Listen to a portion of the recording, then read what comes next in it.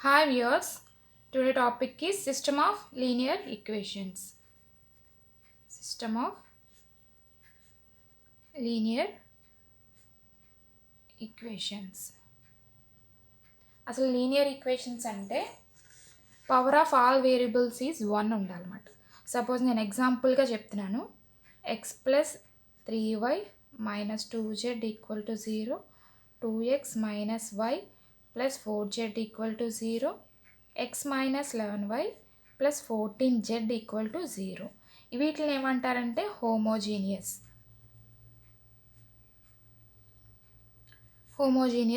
Linear equations. ఈ form ఎలా ఉంటుంది? A x equal to 0. మళ్ళీ ఒకసారి చెప్తున్నాను. సిస్టమ్ ఆఫ్ లీనియర్ ఈక్వేషన్స్లోని ఫస్ట్ ఏంటంటే హోమోజీనియస్ గురించి నేర్చుకుందాం. నెక్స్ట్ ఏంటంటే నాన్ హోమోజీనియస్ గురించి నేర్చుకుందాం. ఫస్ట్ హోమోజీనియస్ అంటే ఎలా ఉంటుంది? ఏఎక్స్ ఈక్వల్ టు 0 ఫామ్లో మనకి ఉంటుంది. వాటిని హోమోజీనియస్ ఈక్వేషన్స్ అని అంటాం. ఎప్పుడు వాటిని లీనియర్ ఈక్వేషన్స్ అంటే ఏంటి? ఆల్ వేరియబుల్స్కి డిగ్రీ అనేది 1 ఉండాలి. చూడండి ఇక్కడ ఎక్స్ వై జెడ్ వేరియబుల్స్, దీనికి డిగ్రీ ఎంత, ద పవర్ ఎంత ఉంది? మనకి 1 ఉంది. ఓకేనా? వీటిని లీనియర్ ఈక్వేషన్స్ అని అంటారు. ఇప్పుడు ఏంటి మనకి హోమోజీనియస్కి మనకి ఏంటిది ఈక్వేషన్స్ ఎలా సాల్వ్ చేయాలి ఏంటనేది మనం తెలుసుకుందాం. ఏఎక్స్ ఈక్వల్ టు 0 ఉన్నప్పుడు మనకి ఏంటంటే ఇది హోమోజీనియస్ ఈక్వేషన్ కదా. హోమోజీనియస్ ఈక్వేషన్ అన్నప్పుడు మ్యాట్రిసెస్ కదా. ఈ సపోజ్ ఏ అనేది ఒక మ్యాట్రిక్స్, ఎక్స్ అనేది వేరియబుల్స్, 0 ఇది ఒక మ్యాట్రిక్స్, ఇలా ఉంటుంది అంతే కదా.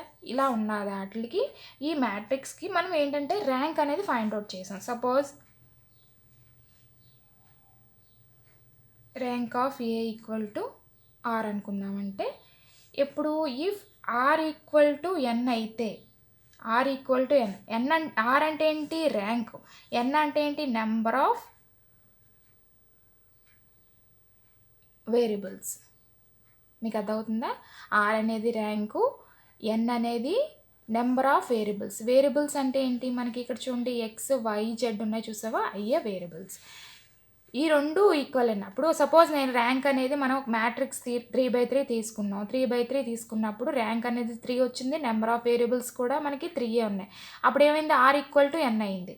ఆర్ ఈక్వల్ టు ఎన్ అయినప్పుడు మనకేంటి? ర్యాంక్ అంటే ఏంటి? డెట్ అనేది కదా ఫైండ్ అవుట్ చేయాలి. డెట్ అనేది నాట్ ఈక్వల్ టు 0 వస్తే మనకి 3 వస్తుంది. నెంబర్ ఆఫ్ వేరియబుల్స్ కూడా 3 వస్తుంది.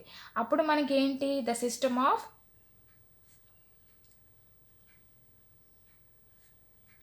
equations have only trivial solutions.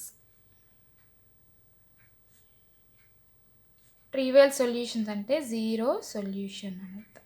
ఓకేనా? మీకు అర్థమైంది అనుకుంటున్నాను. ర్యాంక్ అనేది ఆర్ అనుకుంటే ఆర్ ఈక్వల్ టు ఎన్ అయినప్పుడు మనకి ఆ ఈక్వేషన్స్కి ఏమవుతాయి? ట్రివియల్ సొల్యూషన్స్ అనేది వస్తుంది. ట్రివియల్ సొల్యూషన్ అంటే 0 solution.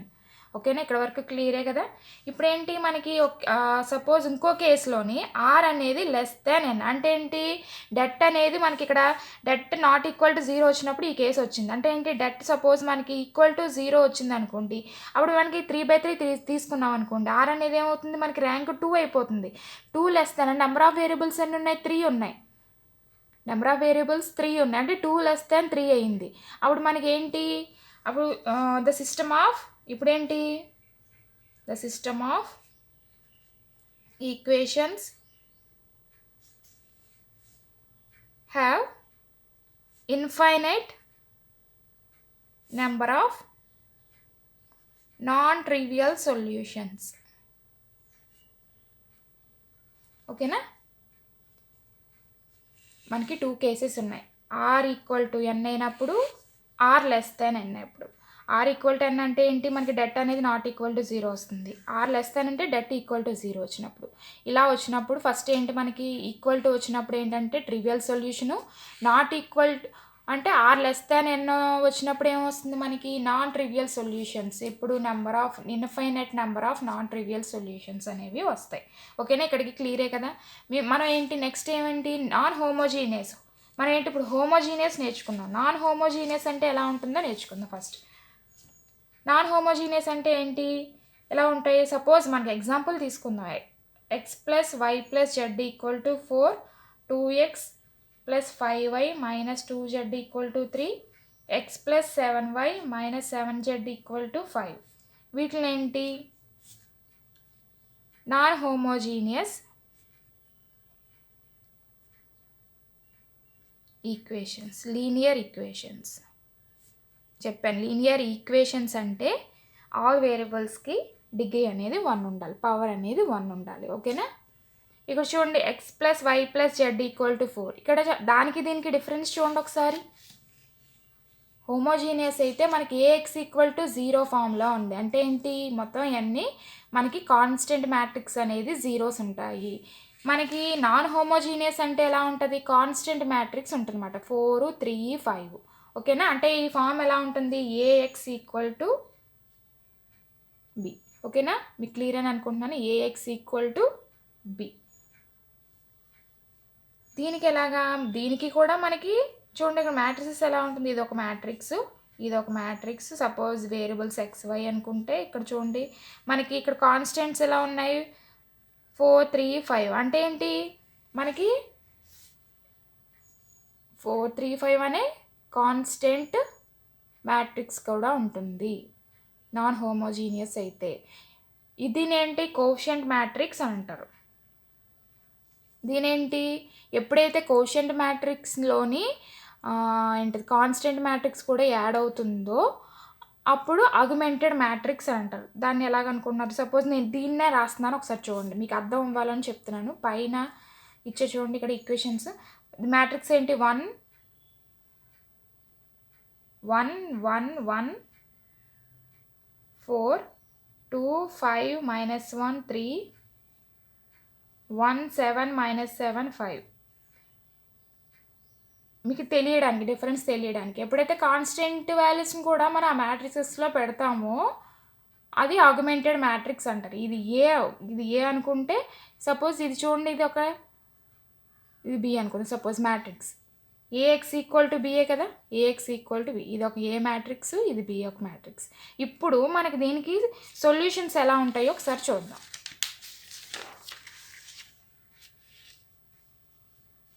AX equal to B అనే ఫామ్లో ఉంటుంది అని మనకు తెలుసు. ఇందులో ఏంటి? Rank of A equal to rank of A B. ఇది కాన్స్టెంట్ మ్యాట్రిక్స్, ఇది ఆగ్మెంటెడ్ మ్యాట్రిక్స్. ఆగ్మెంటెడ్ మ్యాట్రిక్స్ అంటే ఏంటి? ఎప్పుడైతే కాన్స్టెంట్ కూడా అందులో మనకి యాడ్ అవుతాయో వాటిలో ఆగ్మెంటెడ్ మ్యాట్రిక్స్ అంటే.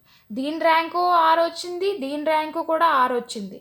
అప్పుడు ఏంటి అంటే, సపోజ్ దీన్ని 3/3 తీసుకున్నాం అనుకోండి, దీనికి 3 వచ్చింది, దీనికి కూడా 3 వచ్చింది. అప్పుడు మనకి ఏంటి? 6 అనేది సపోజ్ ఒక ర్యాంక్ వచ్చింది. రెండు కూడా ఈక్వల్గా ఉన్నప్పుడు మనకు కన్సిస్టెంట్ సొల్యూషన్స్ ఎలా వస్తే కన్సిస్టెంట్గా ఉంటాయి. ఇప్పుడు చూడండి,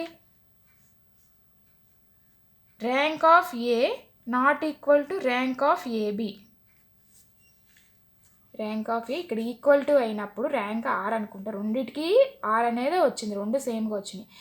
ఇప్పుడైతే నాట్ ఈక్వల్ అంటే ఏకిను ఏబికి రెండింటికి తేడా వచ్చింది. అంటే ఏంటంటే, ఇక్కడ సపోజ్ ఇక్కడ 2 వచ్చిందంటే ఇక్కడ 3 వచ్చింది అనుకుందాం. అప్పుడు ఏంటి? మనకి ఇన్కన్సిస్టెంట్ సొల్యూషన్స్. ఏంటి? ఇన్కన్సిస్టెంట్ అంటే నో సొల్యూషన్స్ మాట. ఓకేనా?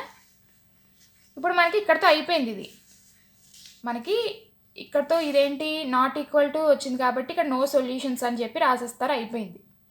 ఇక్కడ మనకి ఈక్వల్ టు వచ్చింది. ఈక్వల్ టు వచ్చినప్పుడు మళ్ళీ మనకి ఏంటి? 2 కేసెస్ ఉంటాయి.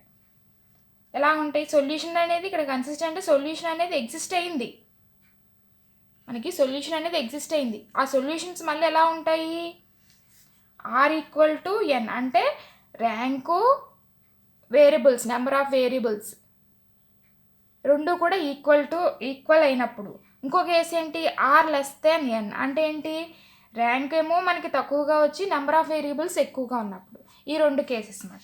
ఎన్ అనేది ఏంటి? Number of variables. R equal to N అయినప్పుడు సొల్యూషన్ అనేది unique solution. Are less than అంటే మల్టిపుల్ సొల్యూషన్స్ అనేవి వస్తాయి మనకి. ఓకేనా? మీకు మళ్ళీ చెప్తున్నా, యూనిక్ సొల్యూషన్ అంటే ఒక సొల్యూషన్ అనే అర్థం. ఏ rank of A equal to rank of A B రెండు ఈక్వల్గా వచ్చినప్పుడు కన్సిస్టెంట్, అంటే సొల్యూషన్ అనేది ఎగ్జిస్ట్ అయ్యింది. ఎగ్జిస్ట్ అయినప్పుడు మళ్ళీ మనకి 2 కేసెస్ ఉంటాయి. ఆ 2 కేసెస్ ఏంటి? ఆర్ ఈక్వల్ టు ఎన్ అయినప్పుడు, ఆర్ లెస్ దెన్ అన్నప్పుడు. ఆర్ ఈక్వల్ టు ఎన్ అంటే unique solution, are less than అంటే మల్టిపుల్ సొల్యూషన్స్ అని ఉన్నప్పుడు. మళ్ళీ ఇక్కడ చూడండి, ఆర్ అనేది ర్యాంకు. తర్వాత చూడండి, మనకి ఏ యొక్క ర్యాంకు ఆగ్మెంటెడ్ యొక్క మ్యాట్రిసెస్ ర్యాంకు రెండు నాట్ ఈక్వల్ టు వచ్చినాయి. ఈ రెండు ఈక్వల్గా లేవు అంటే ఇన్కన్సిస్టెంట్, అంటే సొల్యూషన్ ఎగ్జిస్ట్ లేదు, అంతే, ఇక్కడితో అయిపోయింది. ఓకేనా? క్లియర్ అని అనుకుంటున్నాను. నెక్స్ట్ క్లాస్లో మీకు ఏంటంటే homogeneous example, non homogeneous examples చెప్తాను. ఓకేనా? Thanks for watching.